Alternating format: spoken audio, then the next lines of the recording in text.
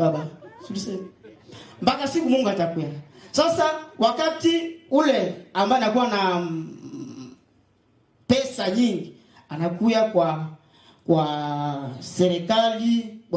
Serikali naye hata chunguza kama ndani ya pori kuko watu. Sisi wanatuambia tuko wa nomade. Sijui kama mu anglais nomade.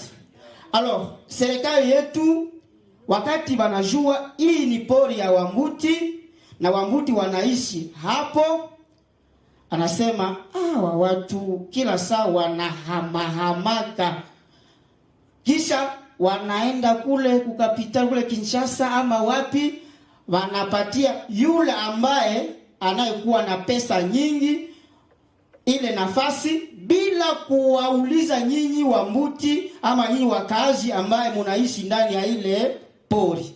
Mtastukia tu usubuhi au siku fulani, baba funga yako na uende, funga na uende. Ile ndio shida yenye iko kule kwetu. Yaani tutasema spoliation des terres. Spoliation des terres. Spoliation, spolier. Ah.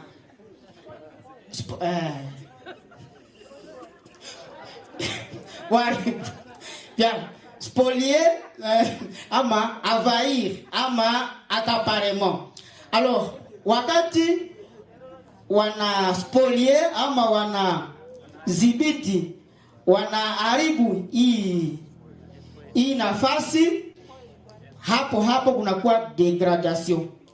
Ile asili yenu tena pale kwenye mulikuwa naenda abudu, kwenye mlikuwa natosha maji, yule ambaye anakuwa na makuta yeye hata wazia vile vyote atakata, kama ni miti, kama taleta matrakter, kama tafaa nini, nafasi ambayo mulikuwa natumainia juu ya kuboresha mazingira inaharibika.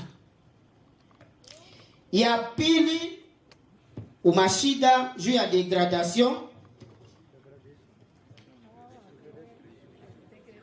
Kuko création ya ma réserve naturelle ama création ya ma park. Unasikia? Création yani kuunda na kwa nguvu kuanza maparke za mupya.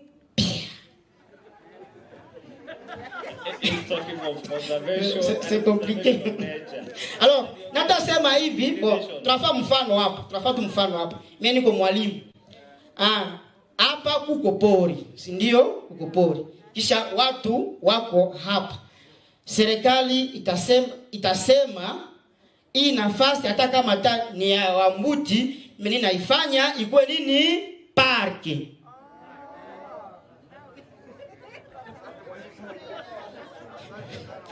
Tumesikia?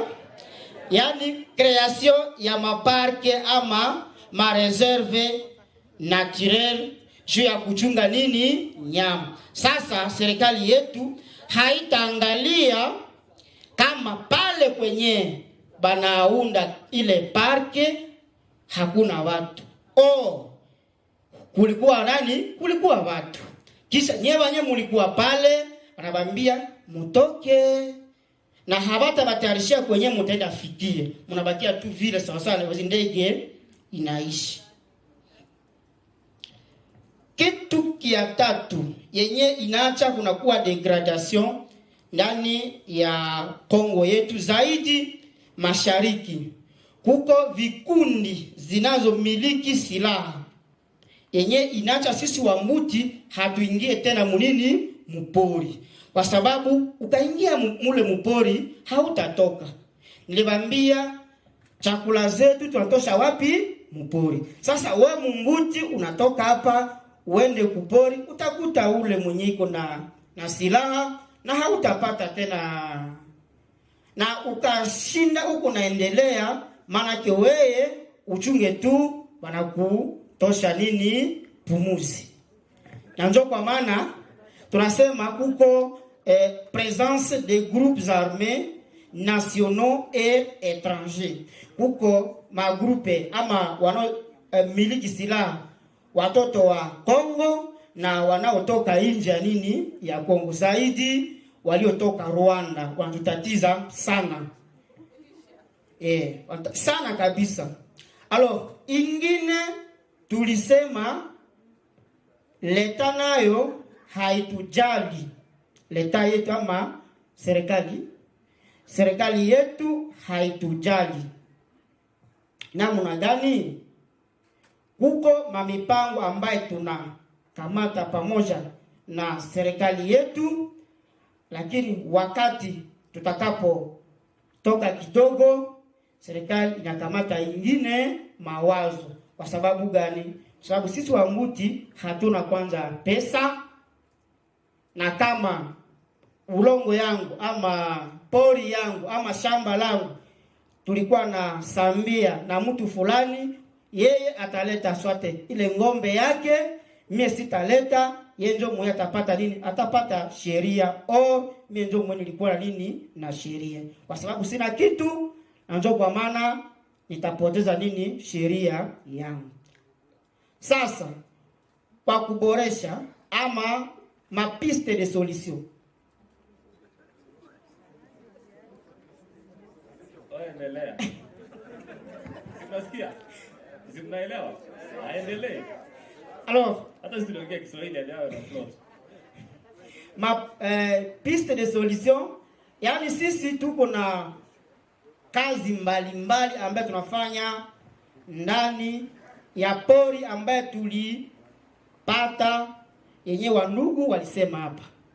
Na njoo kwa maana mama alisema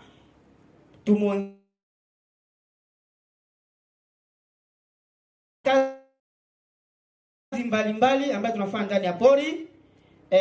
Kazi ya kwanza yenyewe tulifanyaka kwanza ndani ya pori, tuliingia mpori wenda aona maresource, vitu vyote ambayo inapatikana ndani ya pori, les ressources naturelles. Tulienda na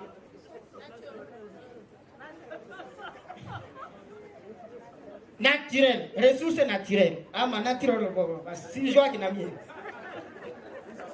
Tuliingia mpori, tukafika mpori, tukaangalia, yani tukafanya inventaire ya zile ma ressources naturelles yenye iko wapi ndani ya ile pori yetu.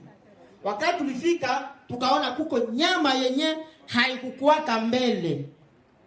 Ile pori zamani kulikuwa watu ambao walivamia ile pori. Sasa wakati Mungu atusaidia, walitoka, nyama zikaanza rudia, nyama yenye haikukuwaka tena mwa ile pori.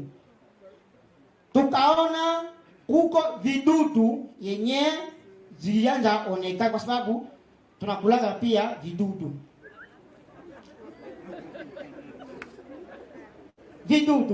Alors pia tukaona aina za miti za dawa yenye ziko mwa ile pori. Tukaona pia mamajani mpori na majiwe yetu ya bababu kwenye wazee wetu ama wababu walikuwa ndatambikia. Sasa ilikuwa tena nguvu kwenda aona ile nini majiwe. Sasa tulipata ile occasion ama ile uwezo ya kwenda angalia tena ile nafasi. Tukafika kwenye maji, kwenye wababu walikuwa nakunyia maji zamani.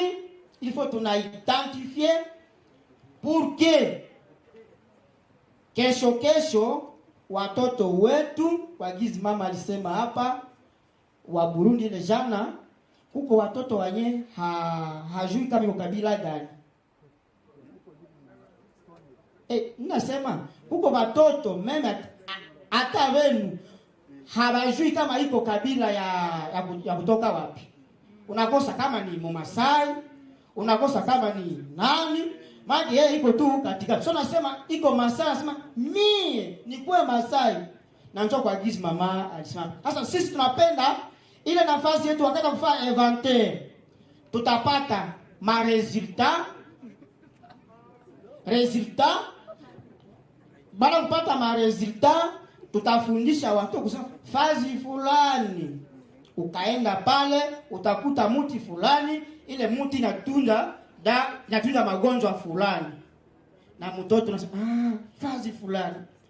Siku atakomalaka na ataambia mtoto wake fazi fulani huko muti akutunja magonjwa fulani. Ule naye mpaka siku Yesu atakuyaka ni musta. Njo lengo yetu. Ile ni hatua ya kustope ama ya kushimamisha nini? Degradation. Na mupori tulikuwa tena na ingine mipango ya kufundisha watoto mazingira, education environnementale. Sijui kama mtasema ni muanglais. Go on. Alors, watoto wa mingi hawajua mambo ya mazingira. Watoto wa mingi kama tu alisoma kidogo, sasa balaa mubaya atoke kule kuvijijini aende vya kule kuvijijini hata vijuaka tena. Yeye tu kama nasemaka français, je suis français. Kama ni anglais mtanisaidia sasa namna gani anglais? Wala kama tasema anglais, hadi vya vijijini hata visemaka hapo tena. Si lengo yetu ni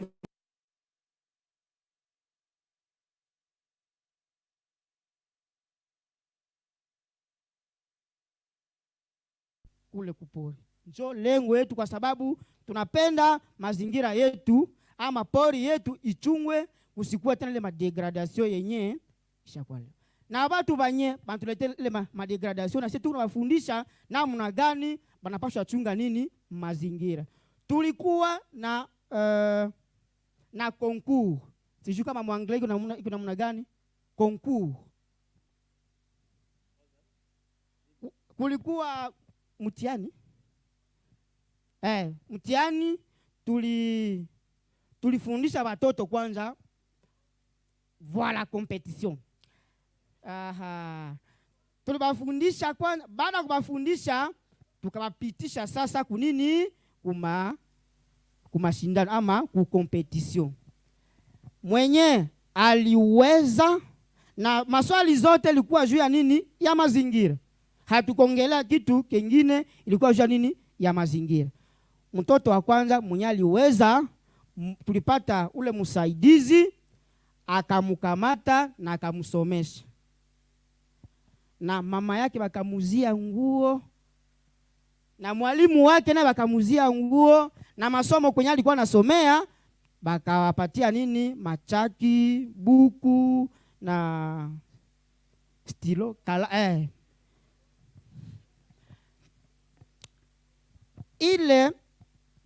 ile competition ikasisimua wengine watu kusema kumbe kuchunga mazingira kuko faida. Mtoto anasoma, atasoma bure. Na mie wangu na mie inabidi nimutie mwa hii masomo ya kunini, ya kujifunza nini mazingira. Na kwetu ikatupatia nini furaha. Na ndio kwa maana tunasi kila mtu yeyote tugeuke kwanza kule wewe tulitokaka. Wakati tutakapo tia mipango ya kustope degradation kule tutokaka, huku kwenye tuko maisha itaendelea. Watu wengi sana hata hapa niko naona hapa watu wakati anatosha kauchu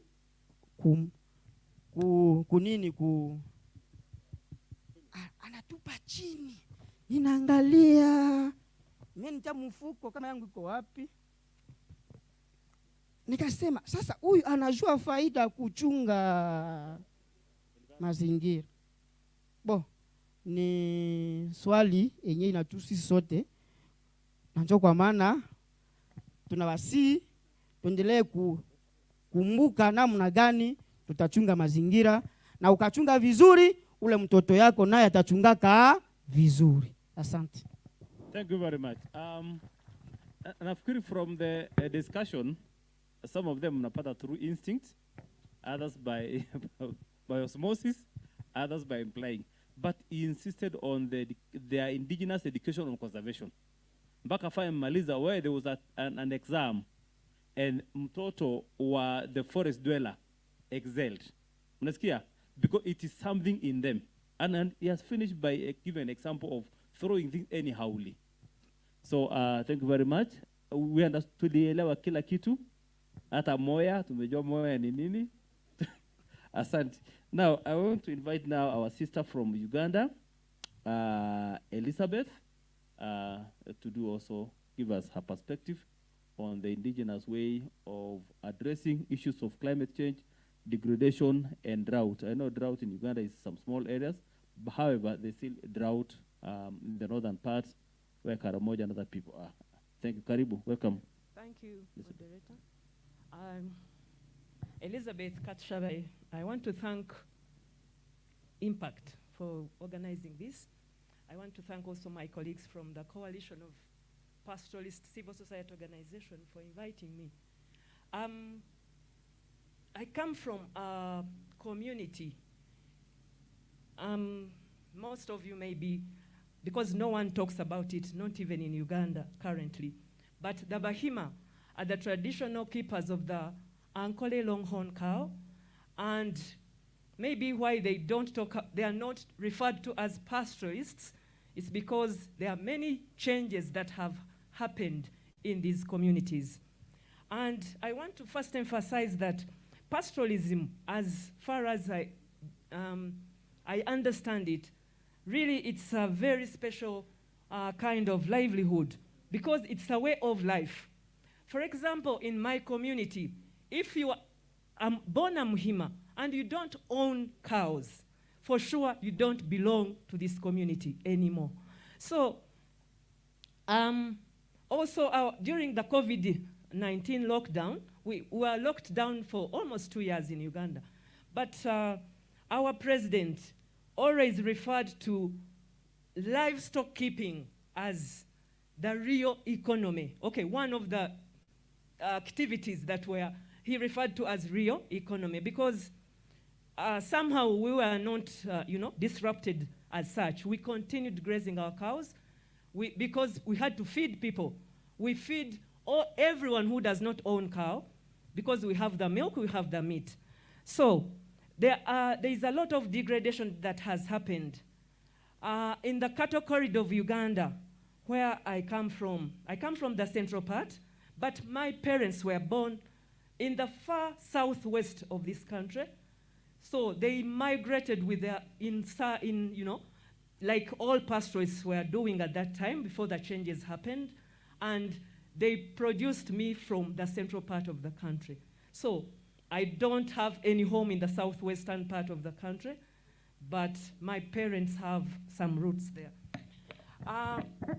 The degradation and the contribution to climate change that has been caused by, especially all of us, I know they are referring to pastoralists as the ones destroying or causing degradation, which is very, very unfair, I think. But the government policies, we were forced to settle because this is the government policy in Uganda. And the restricting of movement really has caused a lot of degradation because, first of all, we cut all the trees. I had never seen anyone cut a tree when I was growing up, but today we have cut all the trees in the name of clearing land to create more space for grazing.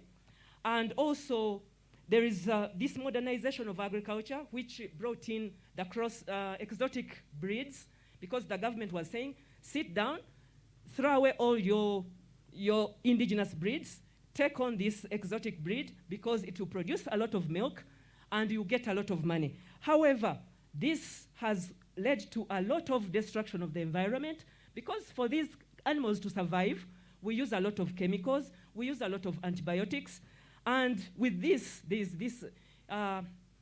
we get all these cups, bottles, plastic bottles, And after spraying the cow, we don't know how to dispose of these plastic bottles. So even the glass bottles, we just trash them anyhow. And this is causing a lot of destruction to the environment. And certainly with all these other, there's a lot of urbanization coming up. You find many government, there's mining, there's the oil pipeline. All this is in the cattle corridor. And many of our people have been displaced. And these investments certainly destroy the environment more than our cows. This is what I believe. It's my opinion. So what we have, when we were made to settle, those of us who were lucky got some pieces of land. And some few of us who are lucky, we have titles.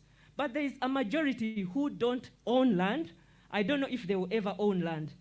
If they are lucky, because I went to school, I was lucky. My father somehow got land. So he settled in this piece of land. He paid school fees. Actually, I was just lucky. I was a very special kind of person. So, but many of them, they've not gone to school. Even with the current government policy of education for everyone, still you find some of these pastoralist children not going to school. However, because those of us who have some pieces of land, if you are lucky, you have a title, yes, and fence off the piece of land. So when we were fencing off the land, we would cut trees to make poles to fence off our land. But the trees have gone. Now what we do, we have the natural, some drought-resistant kind of bushes or trees. So this is what now we use. This is in response to what has happened. There's degradation. We experience droughts that take almost a year without rain. It had never happened when I was growing up. We used to have 4 seasons, two major rain seasons.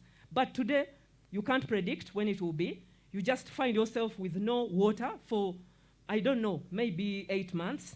So what we have done, in that line, we do this to fence off our land. And the communities, because we were advised to crossbreed our cows, today people are waking up to realize that this is maybe not sustainable.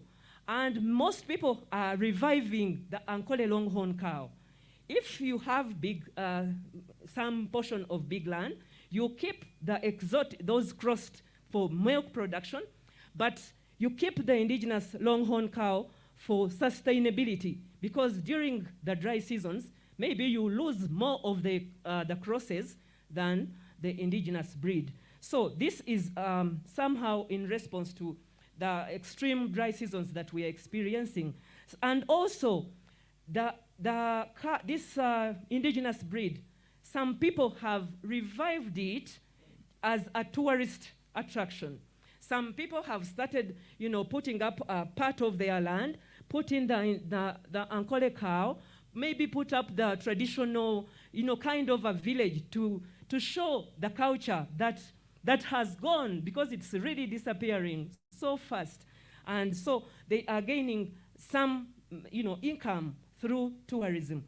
And most, people who have settled for many years, maybe like over 40 years, they are able now to dig valley dams.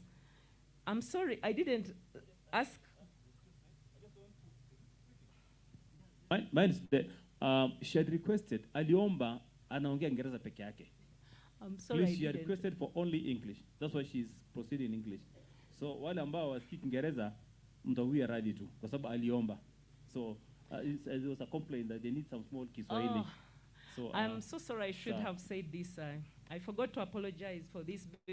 I grew up when the East African community has disintegrated, and I never learned Swahili. I am sorry. Yes, but proceed. My children will speak Swahili, don't worry. Also, there has been introduction of this. I heard a colleague from Samburu talk about pasture, the growing of pasture. Even in Uganda, it has been introduced, and some few people have started trying it out. Actually, my colleagues from the Coalition of Pastoralist Civil Society Organization, they were piloting it in some parts of Karamoja. That's the northeastern part of Uganda, which is normally, very dry. And in the southwestern part where I have relatives, they also grow. Some people, actually one person I am sure of, just said, I'm tired of cows. Now let me grow grass only, and then I'll be selling it to make money. And I don't know how he has managed, but he has decided to do that, and other people are following suit. Also, in our area, some communities, with the support of some NGOs, they were trying to revive the use of herbal alternatives to the treatment of the ticks or prevention of the ticks. And they were trying out the herbal, because traditionally people they never used chemicals. They had herbs, they knew the herbs. So some people have been piloting out the use of herbs to reduce the chemicals and the use of antibiotics in their herds, because these are also causing a lot of, apart from stressing the community, because you pay a lot of money to get these chemicals and the antibiotics to sustain these exotic breeds. And it's really, a challenge, because it contributes, it goes, after treating your cow, you drink the milk, you sell the meat, then you take the products, and it's causing a lot of, problems to our health. And we are getting a lot of diseases because of these antibiotics. And the government of Uganda also, of course, when they cut out, most of the grazing land was turned into forest reserves, national parks, and people are not allowed to go there to graze. However, today, some people who have their land and fenced it off, now the government struck a deal, brought in licensed hunters. They come, because I'm not allowed to kill an animal, even when it comes to my land. But now the government has worked with the communities to allow the wild animals come on our land. But of course, if it's a dangerous animal, we shall just try and find a way of removing it. But there are those licensed hunters. They come and hunt, they drive through your land and hunt animals. And what I don't know if it's a benefit. They pay some portion, some percentage of the money that is paid to government, the local government. So it will be given to the owner of the land. So this is another way, because people at first refused. They did not like it, because they said, you don't want us to go to the parks to graze our animals, but you want the wild animals to come and graze on our land. However, with this bribe of some little money they give, they have allowed it. And I think it's working, because we continued living in harmony with our wildlife.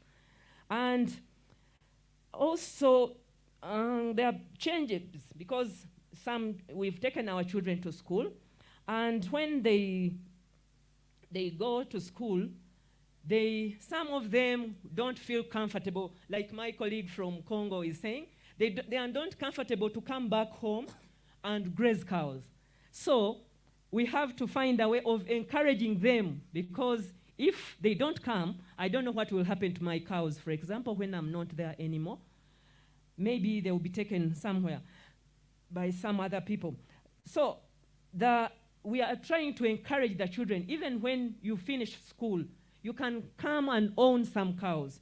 Even if you are employed somewhere, don't forget your roots. So the children are being encouraged to keep the tradition of graze, because we need the cows at whatever cost. Whether you go to Kampala, whether you go to the USA, you should have your cows at home. And some women also have now started some, business. They sell milk, they sell ghee. You know, traditionally this was not there, but to add to the income or the sources of income in the home, everyone is participating. And the young children, because people are saying, if you all stay on that piece of land, you are all grazing cows. I mean, you are contributing to degradation, which will lead to the climate change. So some young women have started learning, hairdressing and tailoring. So they contribute to the economy, but also reduce to the pressure on the land where they were born. So during the drought, when it's so bad, because we were stopped from moving, the assumption is that we are settled, but this is not right. We have found alternative ways of shifting or migrating with our cows. And some of us will find, if you have a neighbor, not necessarily the immediate neighbor, but you communicate and you know that in a certain sub-county, the rains are okay, there is some, grass. So you talk to the people, they can either hire, you can rent, they can hire their piece of land if they have enough. You pay some money and take your animals there to graze. Or else, some people, actually, they will use trucks because at times it's far away that you cannot, and you have no way of reaching there by walking. So they put animals on trucks and take them very far away for grazing until the rains come, then they'll bring them back. So also, we try to reduce the herds. For example, when it was still predictable, this month, for example, this is November, it's raining, yes, very beautiful, but by beginning of January, it's always dry. So we would start selling off some of our herds to reduce the pressure on the land when it's dry. And other people, those people who did not own land, maybe my father did not give me any land or did not own land himself. Some people who have, gone to school, for example, if they are lucky, or if by any chance they have got animals. So they will be advised, can you sell off all these animals? Maybe there is a piece of land, some few acres there, you can afford to buy.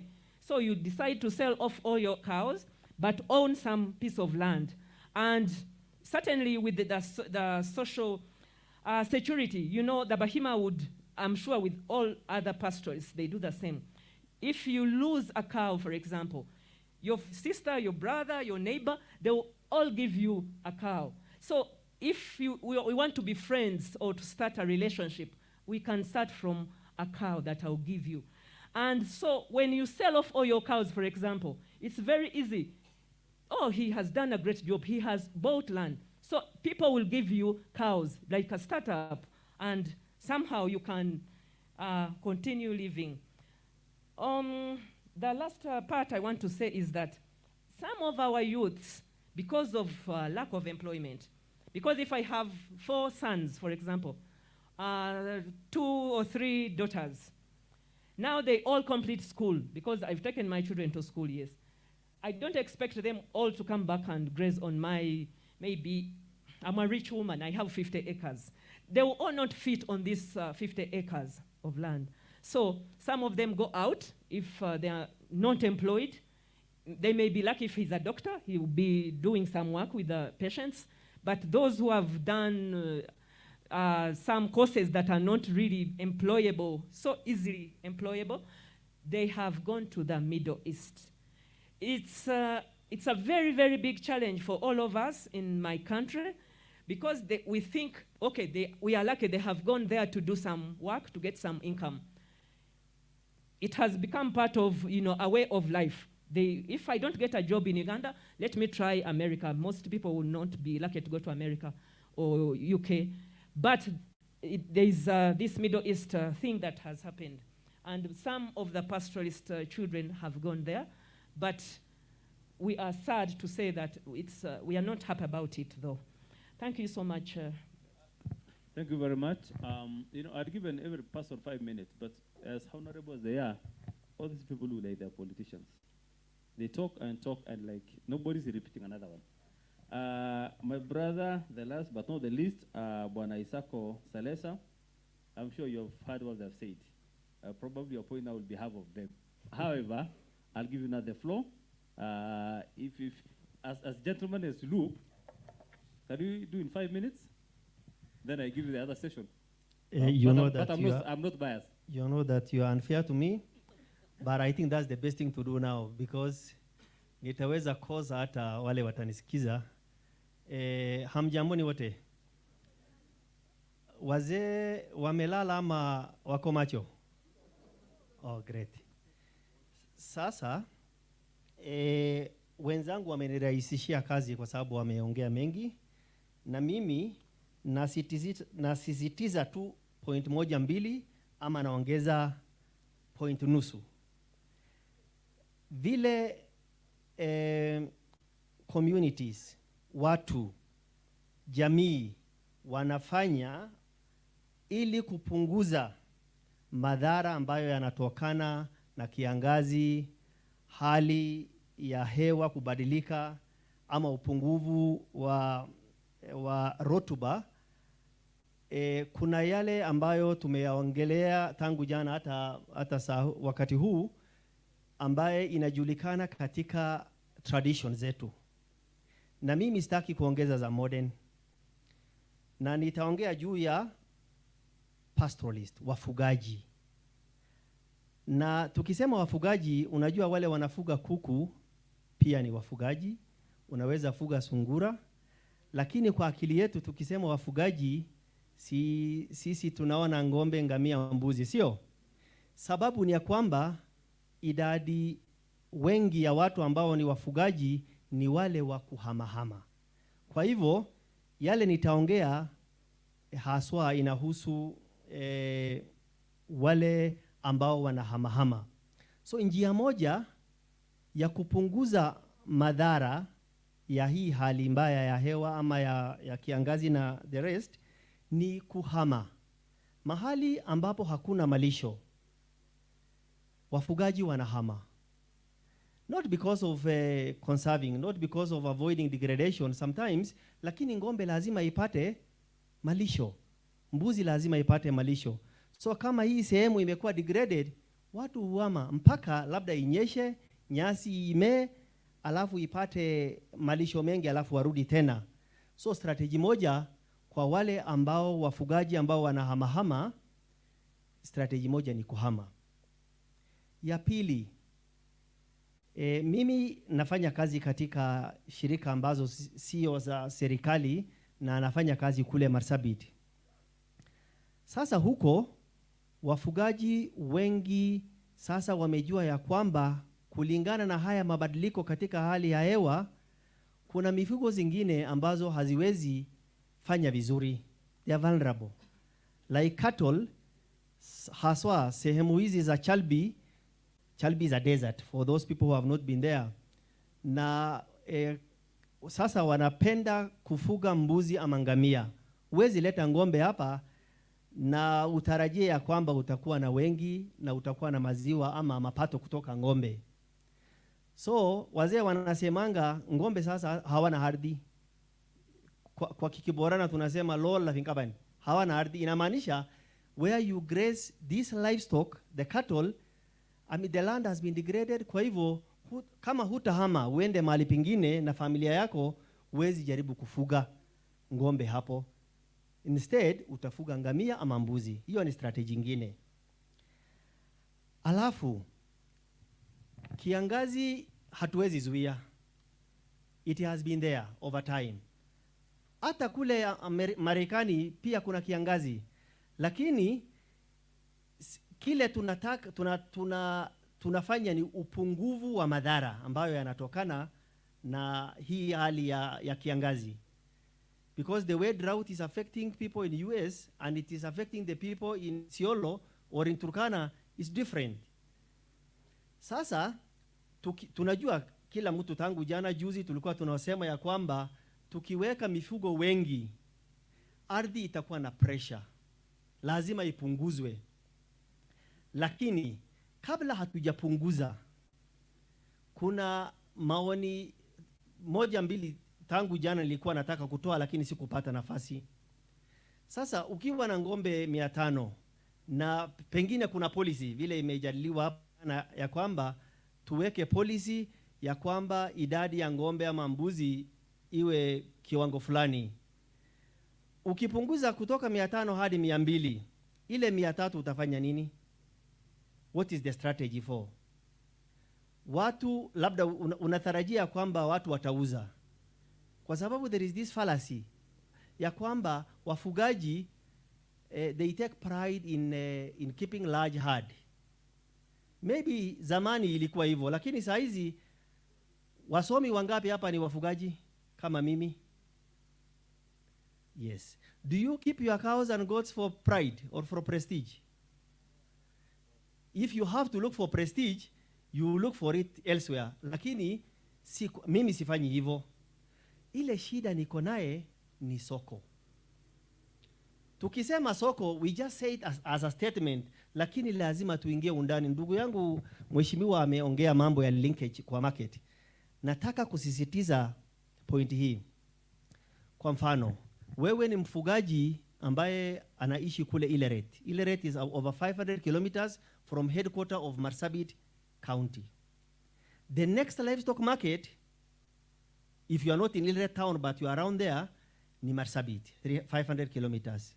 Na uko na mbuzi 200 ya kuuza. Hakuna livestock herd ambaye livestock trader ambaye atakuja kununua hiyo mbuzi. Ili uuze utafanya nini? Utatafuta lori 2 upeleke mbuzi yako Marsabit. Ukifika Marsabit, mbuzi zimetoka Torbi, zimetoka Northor, zimetoka kwingine, zimejaa soko. Wanunuaji ama wanabiashara wa mifugo ni watu 5, washajaza idadi yao. Wewe umetoka Ileret ukalala katikati, this is your second day in Marsabit. Na hujui watu huko, hata uelewi lugha, utafanya nini? You won't go back? Na hata kufika hiyo Marsabit, you cannot organize that logistic when you have not gone to school and learned Kiswahili or English or even addition. You have no networks. Alafu mtu anasema punguza mifugo. What am I saying? Worse than that, livestock market zetu zinategemea na hali ama vile soko ya terminal market ya Nairobi inakuwa. Unaweza leta Nairobi alafu ukoze hata kuongeleshwa. Utafanya nini? Nairobi hujui mtu, hakuna boma ya kuweka, is a trouble. The problem is how livestock market is structured in Kenya. Yule mfugaji umemwambia apeleke watoto wote shule, amepeleka. Yeye na mama wamebaki huko, akona ng'ombe, akona mbuzi, akona ngamia. Ng'ombe inahitaji maji baada ya siku 2. Ngamia inaweza kaa siku, mbuzi inaweza kaa siku 5. So hata siku ya kupeleka kwa maji iko na kazi mingi sana na mahitaji ni tofauti. These people are already, suffering kwa sababu mifugo, hali ya ufugaji ni labor intensive, ni stress kwao. Alafu wewe unaambia hawa punguza. The market is not motivating. What do we need to do? Tufanye nini ili tupunguze pressure kwa ardhi na pressure kwa hawa wafugaji? We don't take prestige. Tunataka ipunguzwe na sisi pia tufaidike. Hatuongoji kiangazi ingine ije imalize. Mfano ni kuna soko ya kondoo ya age fulani, watu wa Marsabit na Moyale na Northor wanaelewa haswa hata kuliko wakaji wa Laisamis. Those 3 sub counties wanaelewa kuna soko ya kondoo kutoka Djibouti inapitia Ethiopia inakuja Marsabit. Sasa wale wananunua wanatoka Ethiopia. Hao akija, the market is definite. Inajulikana ya kwamba kondoo ya miaka fulani, ya kilo fulani. Wale wanunuaji wanakaa kwa bohol. Wanakuongojea tu wakiwa na ratili yao hapo. So ukikuja unaambiwa kilo ya mbuzi ni shilingi 100. So ukileta mbuzi yako kwa soko, unajua hata unauza ngapi. It's that simple. You don't have to organize for logistics. kuenda kuuza. So why don't we, decentralize, restructure this livestock market in Kenya? I think even the county government should do this. Tumeongea mambo ya marginalization of northern frontier districts for many years. But now we have the opportunity to organize ourselves. Lazima tujipange vizuri. Governor ni kijana yetu, senator hivyo hivyo, MCS ni wetu. Story ya ukoloni na serikali ya zamani tuache. Sisi wenyewe tumejipanga aje. Tunasema tuko na cooperatives wale wanapanda coffee, wale wanapanda majani, kuna cooperatives. Yes. Lakini kwa kaunti zetu mbona hatutengenezi? Why don't we have livestock marketing cooperatives ama boards kwa kaunti zetu? Priority yetu bado sisi ambao tunakaa kwa county ni tofauti. We are not feeling for ourselves, even with our leaders. So kwa ufupi, tukitaka kupunguza kama soko ya mbuzi, kama soko ya ngombe na ngamia haitatengenezwa vizuri ya kufacilitate watu kuuza, tutakuwa na shida. Maji hayatatosha, boreholes zitakuwa broken down, degradation itaendelea, alafu wafugaji watahamahama zaidi, watakuja kugongana, vita pia inatokea. The bottleneck here is livestock market. Abattoirs zimeanzishwa Wajir, it is 15 years old. Isiolo, sijui it is how many years old. Marsabit, it was an unstarter. Na sisi tunalia tu. Na tunaelekeza vidole wetu kwa viongozi. Sisi raia pia tuko na jukumu. You elect bad leaders, you get bad result. So kwa ufupi, tukitaka kupunguza pressure, our parliamentarians should advocate for coming up with livestock marketing authority. Si mambo ya councils, LMS and what not. Apana.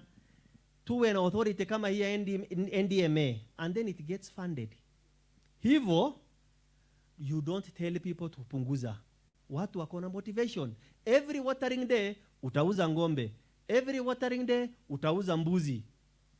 When the livestock market is structured properly.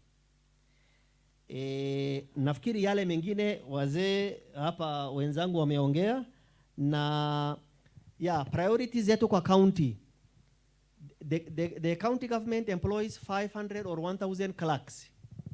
Instead of doing that, why don't we employ grazing management plan clerks or agents in our villages, ili tukisema wakati ya kiangazi tutalisha pande hii, wakati ya mvua tutalisha upande hii. Alafu we have scouts who reinforce this. We don't want procurement clerks, 500 of them in governor's office. Ukileta hawa pale, so that what we plan is reinforced, kwa sababu sheria kuunda ni rahisi, lakini kutekeleza ndio shida. Nafikiri Brother Isako, yes, you finished very well when you said tujipange wenyewe. And you crowned so well that yes, it was such a conclusive point. And also umeanza kuongeza tena mambo ya employment. So you have made me conclude. Yes.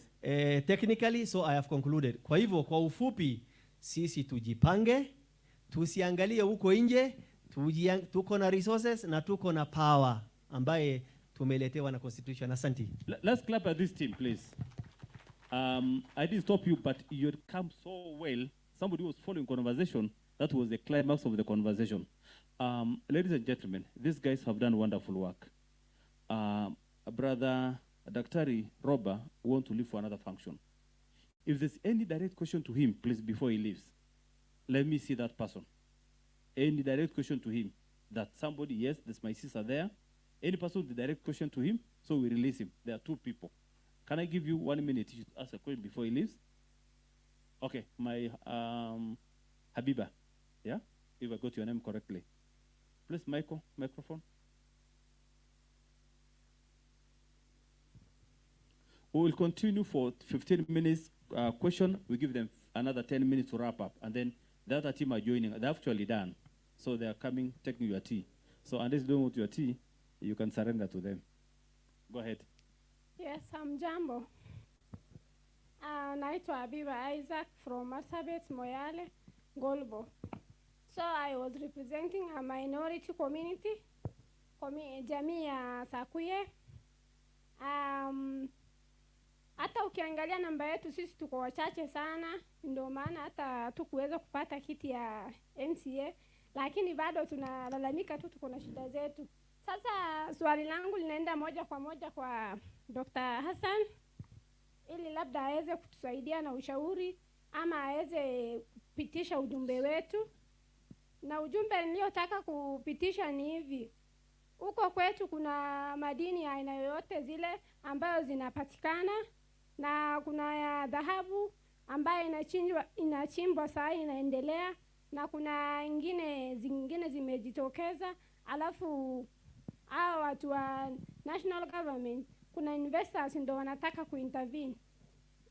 Alafu na sasa tatizo kubwa, kuna agreement ambayo tuliandika juzi, masikizano ambayo community waliandika na hawa, lakini baada ya kwenda Nairobi na kurudi, walirudi na different things ambayo hata sisi wenyewe hatuelewi. Walileta mambo zao, kama vile walisema wakati wa kwanza tulisikizana kuwa mahali ya kuabudu, hospitali, hizo misikiti ama shule zitabaki, alafu na kaburi pia. Na sasa wenye walirudi wanasema wataondoa hata kaburi.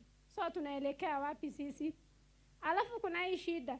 Alafu sisi kama vijana hatujawahi husishwa kwenye kutengeneza hizo sheria zao.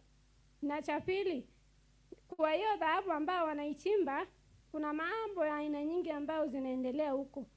Wenye wanakuja kuchimba wanachukua tu vifaa zao vya kuchimba, wanaingia tu hivyo, yani bila kila mtu kuingililia, ambayo sisi hiyo tatizo tuliweza kupeleka kwa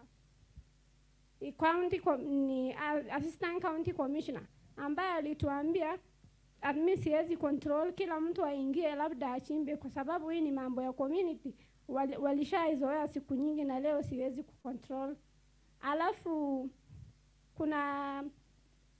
kuna hii emerging issues tena zingine ambaye inajitokeza na hizi kwa sababu ya watu kuingia ama kutofuata sheria zetu. Mambo za drug abuse ndio inaendelea huko kwa dhahabu. Kuna hii land degradation, penye wanachimba hawezi ziba, shimo inaachwa hivyo. Alafu hao watu wa pastoralists, hao watu wa mifugo zinaanguka kwa hizo shimo na zinakufa. So kuna animals insurance, livestock insurance, ile ya Takaful ilifika juzi, watu waliweza kuregister tu vizuri, wanalipa premium every year, lakini sahi wakati wa drought walidisappear just like that. Sasa tulibaki na hasara. Ana issue ya land registration bado haijatufikia vizuri, ila tunajaribu yetu at least. Lakini tatizo lenye tuko nao lazima tuweke kwa members register, ambayo most of my community sasa ukiona a quarter of us hatuna ID. And we are all adults. Wengine wako 60 years, juzi walifanyiwa vetting nusu, na bado majority tuko tu hatuna ID. That is why we are not able to register our lands. Hiyo ndo tatizo tuliona nayo. Ziko nyingi ila asante Habiba, uko na mengi. Ocha mzee uko nyuma, please enda direct the question uliza swali directly Okay, sawa, asante sana. Nafikiri jambo la huyu mama kwanza ni ya muhimu sana. Msichana huyu amezungumza mambo ya maana sana. Ndio kwa sababu hii land registration ni kitu ya muhimu sana. Kama community ndio wangalitumia hii nafasi yao hii kupata registration, hawa watu wa nje investors hawatakuja kuwasumbua. Sasa mtu kuambia kwamba hiyo ni ardhi yenu na wanapatia kwa investor anatafuta pesa yake, sio kwamba maslahi ya wananchi hapana iko ndani. So I think on the registration of the land, Dr. Hassan, you can also try to see njia gani utaweza kusaidia hawa watu wa Dabel wasipate hiyo matatizo, because that is a community land, na hiyo community land iwe chini ya himaya ya community. Ya pili, as I've already discussed this morning, we have got these traditional institutions. According to me naona kweli kama tungalitumia hiyo traditional institutions, mambo mingi itakuwa ni rahisi sana katika kila jamii, kwa sababu Samburu wako na yao, Gabra wako na yao. Nimekuomba uulize swali. So kile naomba, kwa sababu tumestart pamoja, Dr. Hassan, kwanza mimi nataka kujua whether you are still in the process of supporting mambo ya Data Council, which could try to support these other communities at our end. Thank you. Daktari, can you respond quickly? No. You respond that. I will list you. Asante. Habiba, nafikiri ulisema swali mingi mpaka sasa ni ngumu nianze na gani, lakini mzee amesema vizuri. Suluhu moja ya muhimu ni community land kusajiliwa. Ikisajiliwa, dhahabu, mawe, nyasi, ng'ombe na ngamia, kila kitu tapata mahali yake. Kwa hivyo jamii ya Sakuye wakae pamoja, wajipange, watafute namna na njia ambayo inaweza saidia wa kusajili. Lakini mimi na wewe tunajua iko shida hapa ama humu kwa Wasakuye, kwa sababu vile tutajaribu kusaidia hawa community leta mambo mawili. Kuna group ambao wamejipanga wanataka kuregister community land kama wenyewe, watu kama 20 hivi. Sasa hao ndio wamewasaliti wengine, process ikapotea. Tunazungumza kwa nyumbani, tuongee na hawa organization ambao wanafanya kazi ya usajili, tunaweza saidia vile tunaweza ili mpato kusajiliwa. Minorities always need to be protected, and I think that land is very crucial. Hiyo tuko na nyinyi. Kwa mzee Galma ni chief yangu wa zamani, mwalimu wangu pia, tulijaribu mambo hiyo ya Data Council tangu zamani. Nafikiri saa hii vile tuko na community land, in the community land at some point kutakuwa na mali inaitwa bylaws, community bylaws, management practices, because community land is not end in itself. If the land is registered, there are also other processes and other things that need to happen. And the Data Council and all other institutions, Yaya, Gabra, Data Council, Borana, na wengine wote watakuwa na nafasi mzuri ya kupatia kanuni ama advice ile inahitajika kwa jamii kufaidika na ile mambo wanajua. Kwa hivyo hiyo iko mbele yetu. Ile ya kwanza tufanye usajili. Tufanye bidii tusajili ardhi, na baadaye hiyo nyingine itakuja kwa management planning. Iko stage nyingine inabaki. Asante sana. Sijui kama kuna swali direct hapo kwako? Nitajibu. Afadhali chelewe mkutano nijibu. Wacha jibu. Swali. Kwa majina naitwa Rukia Wako, natoka Isiolo County, Kenya. My question goes direct to Hassan, Dr. Hassan. Now, it is in relation with the degradation. I'm asking, in Merti sub-county, tuko na hii species ya miti inaitwa madenge. Tunaita biskuti mjinga in our language. Na hiyo miti invade the whole of Lower Chari and Cherab, na overtake almost the productive land of the pastoral community. And it is becoming more hazardous to livestock and community also. So how can we go about it? Because hii meeting ililetwa na NGO Beleni, alafu wakati inaitwa aje area whatever inachukuliwa, it is always misleading and giving wrong information. Wakati wanasema the area is green and the pasture is there. And hiyo miti, it is harmful for even livestock. The question tumeelewa. Hata tunaweza discuss na mimi kesho hiyo. Hapana, nataka Dr. Hassan anijibu. Is that question directly on prosopis, you understand? Yes, I understand. Kuna swali la pili hapa. Naharakisha. Dr. Hassan, I would like to ask you, would you allow your daughter or your son to be looking after the animals, as you are encouraging people to be pastoralists? And your daughter and your son may be living in Nairobi. Who would you like to be looking after those animals? Thank you very much. Very good. I think I'll start with that. Luckily, I don't live in Nairobi. I live in Moyale, and my sons are doctors already herding livestock. during their free time, and I proudly will encourage everybody to make their children have their livestock. That's the best thing to do. Please. Thank you, Dr. I think and then for this one, Prosopis. On Prosopis. Matenge. The story of Prosopis is a long one.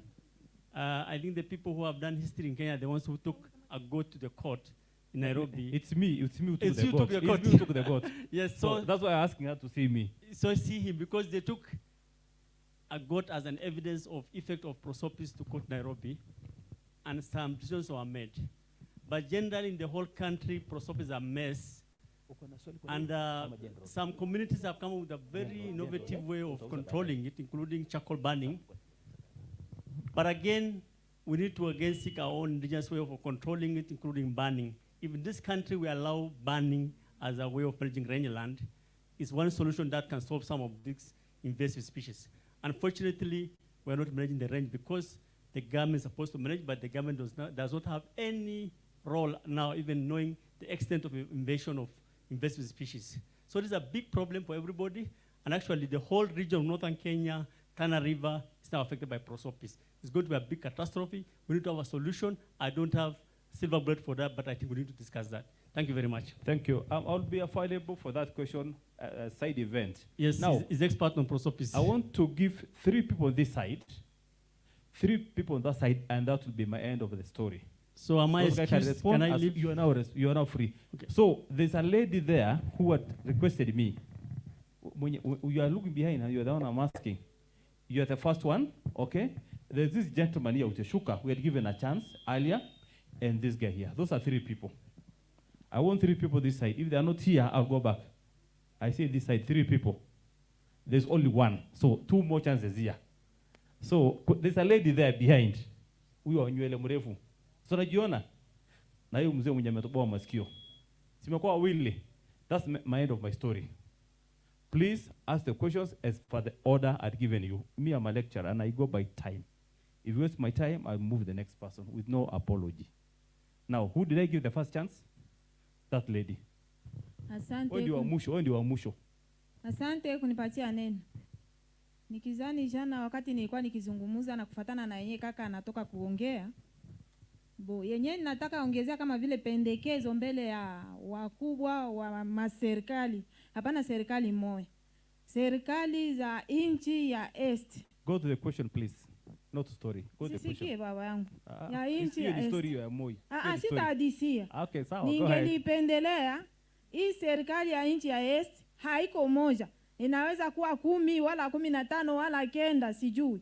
Lakini yenyewe ninapendelea hao wakuu viongozi wote waunge Kongo mkono kwa kuweza kupiganisha hii vita ambayo inakumba Kongo, na sie ile kazi yetu yenyewe tunatumika kule saa vile Wambuti ipate samani.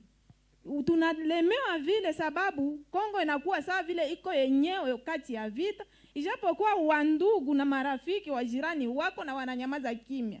Pendekezo yangu njoo ile inasema watuunge mkono vita ishe, tuishi sote kwa amani Kongo na nchi zingine, tukule faida ya Kongo sote pamoja kwa urafiki. Asante. Thank you. Those more comments and questions. Who was the second person? I think it was you. Jamaa shuka ndakuruka ukinyamaza. Hapo nyuma. Send your time imeenda bana. Asante sana. Mimi swali langu ni kwa Director Isako, na tulikuwa hata huko tukiwa nyumbani mara nyingi tunatoa changamoto kwa sisi kati yetu, na tunaulizana tukiambiana ya kwamba jamii ya kuhamahama pastoralist mara nyingi hawatii maneno ya kufunzwa, uhamasisho ya kila siku. Ni heri waonyeshwe ndio wachukue kama ni nia fulani ama ni njia fulani ambayo inapendekezwa. Kwa hivyo ni nini tunafanya tuonyeshe hizi jamii zetu ya kuhamahama haswa jinsi ya kutunza rasilimali ya rangelands? Thank you. Thank you. Hiyo gojo swali utajibu, pass the mic. Ndarudi nishakujua. How to go there? Nikuja hapo. Mimi ni James Liantula from Laikipia. Na yangu sio swali, mbali ni kuhimiza jamii ambayo bado hajasajili ardhi yao kwamba sisi kama Laikipia, nashukuru sana ofisi yetu ya lands ya Laikipia ambayo anaongozwa na Madam Pamela, aliweza kutusaidia kwa vyovyote ile. Sisi group branches 13 already 100% tuliweza kusajili ardhi yetu na tuko sawa. Hakuna mtu ambaye anaweza kwenda pale kufanya shughuli bila ruhusa yangu. Mimi ni mwenyekiti. On Thursday, when we work on way forward, remember that point. Yeah. As a way forward. Yes. So can you give her the mic? That's a way forward you're giving us. Uko na 2 ama 3? Wacha tunipeane ndugu. Haya, endelea. Upeane mic. Hapana, wacha That's a way forward ya Thursday. Si ya leo. Thursday. Hiyo ni ya Thursday, hiyo inasema leo. Okay. Hiyo ni way forward ya Thursday. Okay. Haya, kwa ile mzee.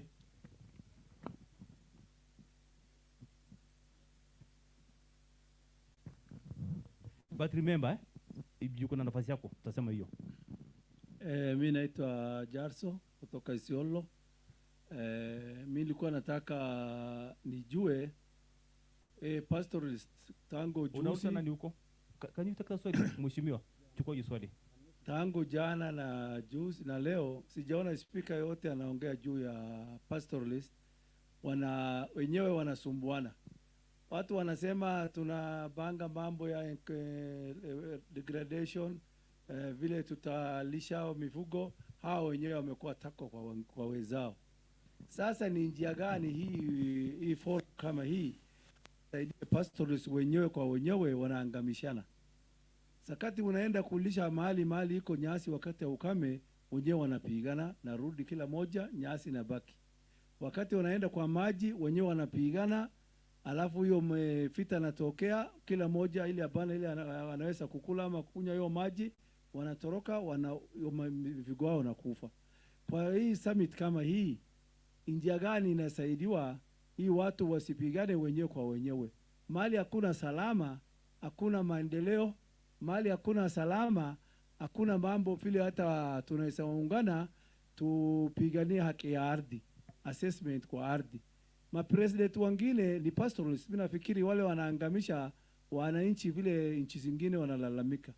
Niliona hata jirani yetu kama Museveni, si mimi naona iko na gombe pembe mrefu yeye analisha. Si yeye hapana pastoralist. Na kama yeye na pastoralist wenyewe anaangaisha pastoralist wenzake. Nilikuwa naomba vipi summit kama hii asaidie pastoralist wasimalizane wenyewe kwa wenyewe. Jirani kwa jirani wanamalizana. Ukitaka kudabaketa ya nchi yako ile for the registration purpose, unakuja kusema hii line red ni mfano tuseme ni Samburu, hii ni Isiolo, hii ni Laikipia. Sisi wenyewe tunazozana. Nafikiri web secretariat. Nani atasaidia for next December? Mzee tumeshaelewa swali. Secretariat, that's the theme for next year December. The theme of pastoral living coexisting together. Patia huyu. Hello. Mi swali langu lilikuwa linaenda kwa yule bwana pale wa DRC. DRC, that's a question for you. Aliongea mambo mazuri sana juu ya masuala ya kuhifadhi tamaduni yetu, haswa kwa watoto wetu ambao wanakuwa sasa. Tumepoteza mambo mengi, na mimi nadhani pia dini imeingia sana. Labda sisi kwa upande wetu wa kule kwetu, dini pia imetupotosha sana kuharibu masuala ya mazingira ya kidini. Yameleta shida sana sana sana. Watu wananyang'anywa ushanga. Kama sisi wa Masai tunavaa ushanga, lakini watu wamenyang'anywa ushanga kwa sababu ya kanisa. Sijui kama kuna mtu enda swali. atajisikia vibaya, lakini mimi nimeliona hilo kwa mtu wa DRC. Sijui wao wamejipangaje kwenye kuwahifadhi watoto wetu kwenye masuala ya tamaduni zetu za mbele. Swali lingine linaenda pale kwa bwana yule pale mwisho, sijajua jina lake, lakini nilikuwa naongelea habari ya masuala ya soko, haswa kwenye watu ambao wanakuja kununua mifugo. Sisi kama East Africa tungejipanga vizuri kwa kupitia hii summit kwamba tuuze mifugo yetu kwa kilo, hata kama imekonda, lakini tuuze kwa kilo, kwa sababu naamini kabisa kwamba huwezi kwenda hotelini bila kula nyama ya aina yoyote, iwe samaki, iwe kuku, iwe ng'ombe, mbuzi. Tungejipanga kwa kilo ingekaa vizuri sana tujiunge kwa pamoja, yani kutoka kwenye mkutano huu tutoke na neno moja la tuseme kwamba kuanzia sasa basi wafugaji tunateseka sana, tunapata shida sana ya kufuga, lakini inapofika kwenye soko waamuzi ni wale wanaonunua. Sasa tuamue na sisi kwamba sisi ndo tunauza, tuuze kwa kilo. Na naona bwana yule kule alizungumza sana kwa ajili ya Kenya, lakini kwa sababu tuko pamoja hapa kama East Africa, tungejipanga vizuri, maana sisi wa Tanzania tunawalalamikia wa Kenya kwamba wao wakija kununua kwetu wanatupangia bei, maana wanakuja kabisa mpaka ndani ya masoko yetu, wanakwenda mashambani, wananunua miti ya miembe. Anasema kabisa huu mti wa mwembe hapa miembe labda inaweza ikatoka labda miembe 1000, ananunua mti kwa bei ndogo sana na anavuna na anapeleka kwao. Sisi tuliotunza tumeangalia, tunawalaumu sana wa Kenya kama sisi wakulima. Natamani kuongea sana lakini basi naona muda wetu sio rafiki. Naomba Watanzania wajipange. Wakenya tumejipanga na ndio tunachukua hivyo. Asante sana daktari. Endelea. Kwa majina mimi naitwa Joseph Olekoet kutoka kaunti ya Narok. Na maswali zangu nauliza mheshimiwa ambayo wa Samburu. Swali la kwanza nataka kuuliza kwamba kwa sababu tunaongelea mambo ambayo inalete janga katika sehemu zetu ya nchi zetu ya Afrika. Swali la kwanza ni mambo ya uharibifu ya msitu. Ndio nauliza kwa ajili wao iko katika county assembly, ulipangaje? Kwa sababu tunajua misitu zetu zote inaendelea kuangamia kwa sababu ya makaa na timbers kwa watu wengine ya kuiba. Na ninajua hivyo kwa sababu daktari alisema nisiongee story, kwa sababu mimi nimewahi kuwa chairman ya Narok County Council kwa miaka 7 kusimamia pande ya mazingira. Siku moja ile shirika inaitwa Green Belt alikuja akitaka kupanda miti sehemu moja ambayo msitu unaitwa Nosbukia. Nikaambia chama ningia gari twende. Nikaenda nikaona gari akisimama. Ile mahali naambia msitu kwenda kupanda miti nikakuta ni bisiki tu, wamebaki hakuna kitu. Wakati tumepanda ile mzito, saa hii ni mzito ya kudumu na imejaa miti, na ni kwa sababu sisi tumeharibu. Samburu hawa wamejipanga namna gani kwa mzito? Jambo lingine ulisema hapa mulikata mashamba na wengine anapenda kwenda kitu naitwa community lands. Mashamba ilikatwa ndio, saa hii iko community lands na iko wale watu ambayo wamechukua, mwingine wamechukua eka 500, mwingine 1000, mwingine mingi, na wengine haana.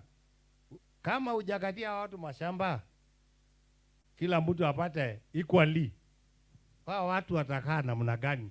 Na ile mali nilishika nasema Olopololi ara kwa sababu sisi kule kwetu tunaitwa Olokeri, na siwezi kubali kwa sababu nafuata ile sheria yetu ya kimila. Nakataa kwa sababu nasema mimi ndio nilishika ardhi hii yote, sitapeana, ni yangu, na hakuna sheria ambayo ataniondoa pale. Utafanya nini? Nashukuru sana, ningependa kuchangia sana lakini masaa ni kidogo. I know you have got a lot of valid questions, honestly. I know mko na maswali which are required. We still have another 1.5 days. Please, hiyo maswali to reserve for another session. I'll personally intervene somewhere, nipeane maswali ambayo mnataka. Meanwhile, unaweza kuandika hizo maswali, submit to me. Ndaona vile tajibiwa. Nataka nirudishe kwa panelist, kila mtu dakika moja, just summarize. From here we go for tea. Then tunakuja final session ya summary of the day. Please take. Asante. Mimi najibu tu maswali ya huyo mzee wangu, huyo ambaye alikuwa chairman ya Narok County. Swali yake amedirect tu kwangu direct, so najibu. Ameuliza swali 2. Ameuliza sisi huko Samburu tunafanyaje ili kuhifadhi misitu, kwa sababu kumekuwa na uharibifu ya misitu sana. 2 points. Kitu ya kwanza nataka kukuambia, sisi huko Samburu zile government forest, zile gazetted government forest, sisi kama Samburu County last year pamoja na FAO na county government ya Samburu na national office ya land, tulitoa watu wote huko kwa msitu na walitolewa wakarudi kwa group ranches zao huko, tukaweka kitu inaitwa Community Forest Association. I think this month uliona walipewa award huko Italy. No, was it Italy? Yes, walipewa award Italy. That Community Forest Association ya Kirisia Forest. The forest is doing very well nowadays. Sasa mito imeanza kutiririka. Hata Keriako juzi kabla aende alikuja huko, alikuja kulaunch. So sisi mambo ya forest huko tuko sawa kabisa. Ya pili, sisi kwa community group ranches, communities tuliempower na tuliwaelimisha, na kwa hiyo group ranches yenye bado hazijagawiwa, kuna hiki kitu inaitwa community forest. Kuna tu msitu ya community yenye tu wametenga, wanahifadhi, wanaenda tu kuchukua kuni huko, na ikiwa na masheria wanatoa kuni, na hiyo inafanywa na community members wa hiyo group ranch. Hao ndio wanalinda msitu yao isiharibiwe, mtu akiharibu akishikwa anawekwa fine kama hivyo. So that's what we are doing in Samburu County kwa mambo ya forest protection. Ya pili, Samburu County government every April wametenga siku moja, every April kuna kitu inaitwa tree planting day, na huwa inafanywa kwa mashule tu peke yake. So leo wanaenda shule kama ni primary, siku nyingine wanaenda kwa shule nyingine secondary. So every April sisi huwa tunapanda miti, every April tunapanda 1000 trees in schools. So hiyo inasunguka across the county. Leo tunaenda shule, kesho tunaenda shule nyingine hivyo. So hiyo iko kwa calendar. So every April wakati shule inafungwa tunafanyanga hiyo tree planting day. So that's how we are very serious about forest huko Samburu County. Ingine ni mambo ya subdivision. Umesema, nimekuambia hapa sisi tumesubdivide land, na ulikuwa unauliza mwingine anapewa eka mingi kuliko eka ingine. Wakati sisi tulisubdivide land huko kwa Samburu, kila group ranch iko na members na ilikuwa na committee. Hakuna member alipata eka moja zaidi ya mwingine. Kama group ranch yenye ilipewa 58 acres, all the members walipata 58 acres. Wenye walipata 90, all of them walipata 90. Kulingana sana group ranch. So hakuna member alipata eka mingi kuliko mwingine. Yes.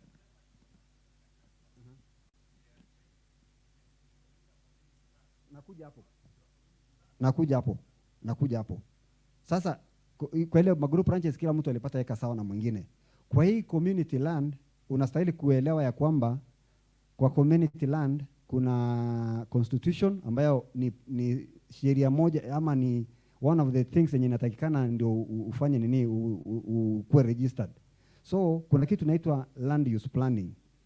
Land use planning immediately after registration, hiyo group ranch hiyo community land huwa wanapewa 1 year ya kutengeneza land use planning. County government we are supporting that. Na kwa land use planning vile sisi tunafanya ni hivi. Mzee wangu nataka usikize. Tunafanyanga hivi. Tunasema kwa hii group ranch yetu tunatenga hii sehemu ikuwe ya kuishi. So settlements, kama mtu yote mwenye anataka kuishi kwa hiyo group ranch anaishi hapa. Hiyo pahali nyingine tunawacha ikuwe ya nini? Ya ng'ombe, ya kulisha. And that's why nakwambia kwa sababu insecurity tunasema kwa sababu tuko insecurity, hii mwezi tunakula hii side. Hiyo nyasi kisha tunafanya mkutano mwingine tena tunasema tuhamishe hii ng'ombe tupeleke hii side. So kuna kitu kama hiyo. Hiyo paddocking ulikuwa unasikia nikisema paddocking ni wale wenye wako na shamba yao na title yao. Sasa mtu ana paddock shamba yake kulingana na vile anataka. Ana paddock mara 4, mara 5 kulingana na vile unajisikia. Leo unakulisha ng'ombe hapa, kesho unakulisha huko, unazungusha hivyo tu. So wakati nilikuwa naongea about paddocking, it is kwa wale watu wenye wako na title yao. Lakini kwa community land tunafanya land use planning. Tunasema settlement this way, njia ya kwenda maji ni hivi, pale ya kulisha ng'ombe ni pale, forest ni hapo. Hivyo ndio tunafanya kwa community land kwa sababu every member has equal right na equal access. Kwa hiyo nimemaliza swali yako. Kuna mzee mmoja alikuwa ameuliza swali na lakini hakusema anauliza nani, lakini acha nijibu kidogo tu. Amesema hii forum kama hii itasaidia aje pastoralist ama sisi ili kumaliza hii mambo ya uhasama ya kupigana. Nilisema hapo kwa presentation yangu ya kwamba ikiwa kila county government watatengeneza policies ya rangelands in such a way that mtu kutoka Samburu akitaka kuja Isiolo, inasemekana ukikuja sheria utafuata ni hivi, kama kuna kitu ya kulipa ama kuna pali utakuwa unapitia, ukikuja unapitia hii barabara, ukifika siku ya kwanza ukifika unaenda kwa chief fulani ama kwa admin fulani, yeye ndo atakupea sheria, utakuwa unakunyisha ng'ombe yako maji kwa damu fulani, utakuwa unalisha ng'ombe mpaka pali hapa. Tukikuwa na sheria kama hizo, I think mambo ya kupigana tukikuja kulisha ng'ombe itaisha. Sisi wa Samburu tukitoka Samburu tukienda Laikipia, hatuwezi enda kulisha ng'ombe kwa mashamba ya watu, sababu kuna mtu unaenda unachukua sheria kwake, anakuambia utakuwa unaenda kwa shamba ya mtu, utalisha ng'ombe mpaka hapa, kama ni maji utaenda kunywa maji damu fulani au bohol fulani. So in every county we have some such policies. Hiyo mambo ya kupigana itaisha. Utakuja ukule nyasi mwezi moja, mvua ikinyesha kwenu, unafuata ile njia uliambiwa, unarudi kwenu. So I think let me pass the mic to this gentleman. I think there's only a question to our brother Isako. And I then think he was question. Oh, hata you have something to huyu say? Okay, just about for a the minute. how Okay, okay. ulielewa? Oh, yeah, Asante. Oh, there was one son for it. 1 minute, please. Just direct to the answer. Asante, nitajibia mama wetu wa Tanzania. Ile ni mambo ambayo inaacha leo utamaduni yetu inapunguka zaidi. Makanisa walioleta kanisa walikuya na politiki ya kutumaliza asili yetu, ila kwa leo kwetu DRC tuko na mipango kubwa ambaye inakusanya makanisa zote, ikuwe Waislamu, ikuwe Waprotestanti, dereve, kila kanisa yeyote biko mwa ile kikundi ambaye inakusanya na sisi Wambuti tuko ndani, serikali iko ndani, ma organisation no gouvernemental ziko ndani. Sisi sote tunaongea juu ya utamaduni na namna gani tunapaswa linda mazingira kwa kupitia nini? Utamaduni. Ni jibu kidogo kwa hii swali madam. Thank you very much. Okay, my brother kwa mwisho. Asanti. Swali la kwanza ni kutoka Dr. Wario, na swali ni ya kwamba communities ama wafugaji wanataka waonyeshwe mifano ili wafuate. Sisi je, tufanye nini ili turahisishe mafunzo kwa kutenda? Kwa hivyo jibu langu ni hili. Wale tumeinua mikono hapa na tukasema ya kwamba sisi ni wasomi na bado sisi ni wafugaji, lazima tutafute forum ya kuongelea mambo ya soko ya mifugo. Hatupeleki mbali. Tunajipanga tulete agenda ya kuongea na county yetu, MCS wetu wawe hapo, chief officers, CECs wawe kwa hiyo mikutano, tuongee mambo ya livestock marketing. Tutoe maoni. Sisi ndio wasomi, sisi ndio tuko na experience. Tusaidie county yetu ili wakifuata tutaona, wakikataa tutashurutisha hawa kupitia viongozi vyetu. So kama shirika tuko interested, kama Caritas tuko interested ku hold such forums. Tumejaribu kuleta njia tofauti ya kupanua soko ya mifugo pale Dukana, Forole, Moyale. Tumejaribu kuleta livestock traders kutoka Ethiopia, kama wale wanakuja kununua kondoo, pia wengine wanakuja kununua livestock. So kuna mashirika mengi, lakini hatujaleta vichwa vyetu pamoja. Kwa hivyo forum kama hiyo itatusaidia, na sisi wenyewe tuelezane, soko iko tuuze.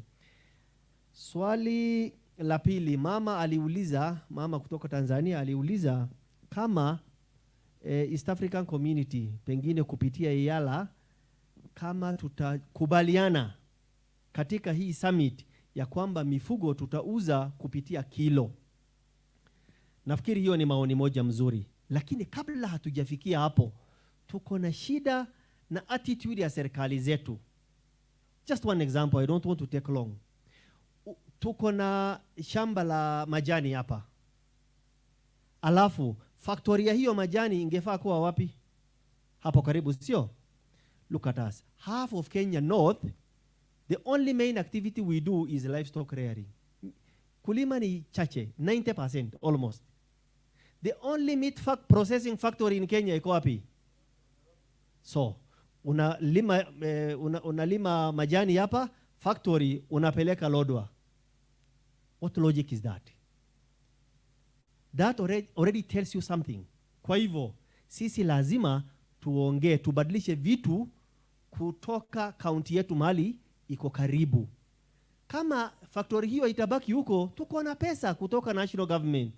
Tunawadhamini, tufungue slaughter houses and then we link ourselves. Kwa hivyo, kukubaliana hivyo, kwanza to decentralize, to restructure hii livestock market. Tusiongoje hii ya Nairobi ya national government, tutafute mbinu hapo, tuko na maarifa. For example, what motivation? Ni nini itakumotivate upunguze idadi ya mifugo? Ni market.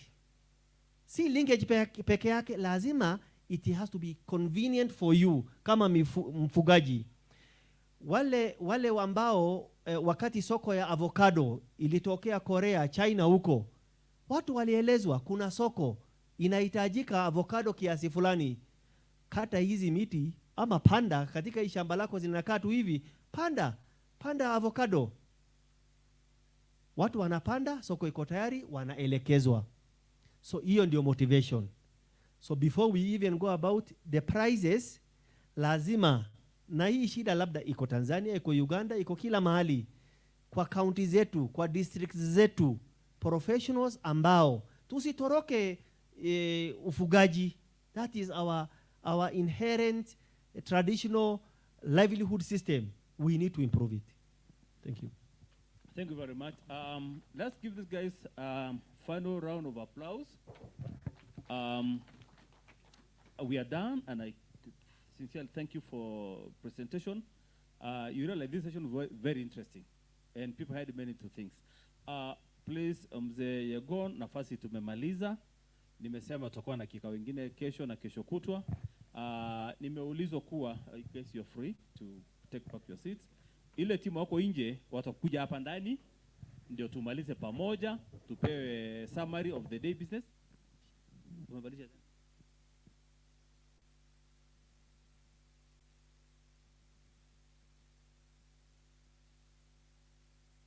Okay, tuko okay, kuna mabadiliko kidogo la who's going. Namkaribisha mwenzangu afanye matangazo alafu tuone vile tuelekee mbele. Asanteni. Habari ya jioni. Asante daktari, na ningependa kuchukua fursa hii kwa kushukuru daktari pia na timu wake. Nafikiri saa imeenda sana na I'm sure kwa ajili hizo session ilikuwa interesting, hamjachoka sio? Mimi nilikuwa nazunguka kati ya timu yote mbili, huko pia umetoka tu saa hii. Na tulisema tu kwa ajili ya saa, lakini hawakutaka kutoka.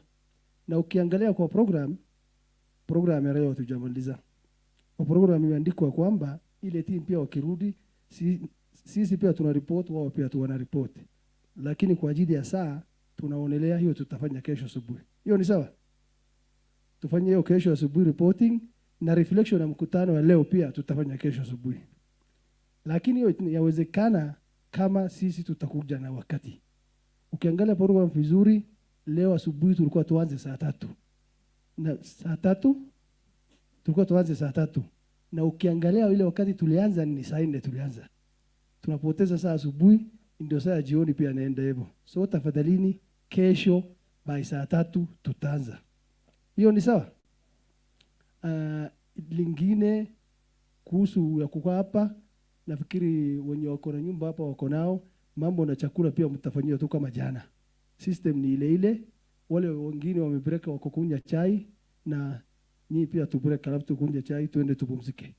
Asanteni.